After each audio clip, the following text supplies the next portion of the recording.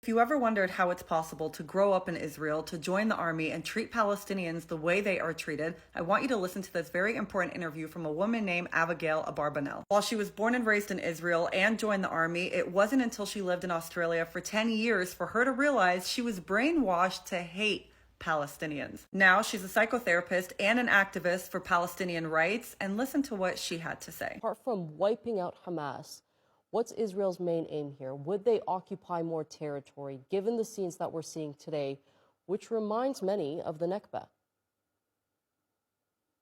Well, to answer your question, it's important to look at context, and the context is very rarely mentioned in the media. Israel is the product of the Zionist movement, and the plan of the Zionist movement was always to create an exclusively Jewish state on all of Palestine. In order to do that, you have to remove the non-Jewish indigenous people. That's the plan, and that's never actually changed. The Nakba was an attempt to make it happen, but back then Israel was unable to get rid of all the Palestinians, and the 750,000 people that were ethnically cleansed ended up in places like Gaza and around the Middle East. What you see now is nothing special in a way. It is a continuation of the same thing. I don't think the words settler colonialism are mentioned enough in the media. And so when your viewers, when people are watching this, they're trying to understand what's going on, but they don't understand it.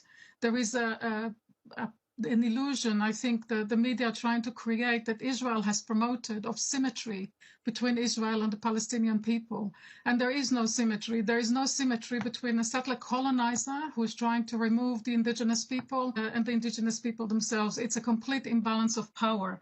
I think that the attack by Hamas in Gaza was just a pretext to basically ethnically cleanse Gaza. What you see now is not just a conflict. It's not something that's going to disappear. Israel will not stop until it gets rid of all the Palestinians. And I actually believe that once they finish with Gaza, they're going to come for the West Bank. And after that, probably for the Israeli citizens, the Palestinian citizens of Israel. And there are calls in the Israeli government to remove citizenship from them, which will make them stateless as well. Israel will not stop, and the world needs to understand. And the idea that a huge country like the United States enables this is it's just inconceivable to me. What you're seeing is an action of genocide. Israel wants to remove the Palestinian people, and that's its plan all along. Talk to us a bit about your story and what led you to renounce your Israeli citizenship. I was born and raised in Tel Aviv. I served in my 2 years in the military, as everybody else does. And I left Israel in 1991, and I went to Australia. And it wasn't until 10 years after I moved to Australia that I started to realize that I was brought up on a false narrative of our history. I was brought up to believe that we Israeli Jews were always the victims, that we were the good guys, that we never did anything wrong, and that the reason that the Arabs, and there was no word for Palestinians back when I was a child, but the reason that the Arabs were giving us a hard time is simply because they were anti-Semitic like everybody else. We were brought up to believe that Jews are never safe unless they live in an exclusively Jewish state, only for Jews and only surrounded by Jews. And it took me 10 years in Australia to finally realize that what I thought was true wasn't quite right. And I met Palestinians for the first time as equals in Australia, and members of citizens of other Arab countries as well, and realized they weren't actually my enemy. We were the bad guys in the story. And it was very hard at first to come to terms with it.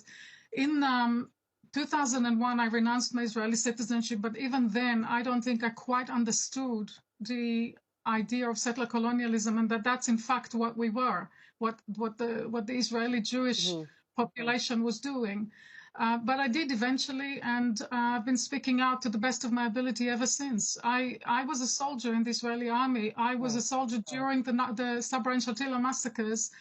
In an indirect way, I colluded with that. And I've always felt that it's my job to speak out as best I can. When you grow up in Israel, it's a very insular kind of culture. You only hear one narrative. And the narrative is we are Jews, we were persecuted, which is correct, but it's true. And now that we're in Israel and want to have a place of our own to be safe, nobody's going to let us do that. When I was as young as 6 or 7 years old, and I was at school, they used to show us images from the Holocaust, really horrible images. You know, when Auschwitz was liberated, and there's these images of the children and the emaciated people in stripy pajamas and dead bodies piled up, horrific stuff. And the teachers would just say, this could be you.